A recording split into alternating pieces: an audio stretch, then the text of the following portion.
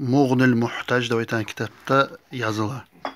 Kim namoz bitgan so'ng aytsa: Ashhadu an la ilaha illalloh wahdahu la sharika lah va ashhadu anna Muhammadan abduhu va rasuluh.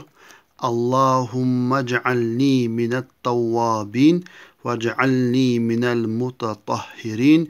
Subhanakallahumma va bihamdik ashhadu an la ilaha illa ant astagfiruka va atubu ilayk. Şunun şarhını talkavanyasını yaza. Peygamber sallallahu aleyhi ve sellem hadisi var. Kim namoz o'qigan zamanna, ay namoz o'qib bitgan zamanna qiblaga bag'ib, qo'llarini ko'kka ko'tarib, ubatda bitta kitobda yozilganiga ko'ra, kim shuni deb shu o'qib ketgan duoni kim aytsa, futihat lahu abwabul jannah thamaniya, shu kishiga 8 jannat qapilari ochilib, yadkhulu min ayyuhuma sha, qaysidan suyamsa kirib ketadi deb aytadi. Shu kishi jannatga. Shu hadisni eskiran Muslim o'zining kitobida 553 hadis.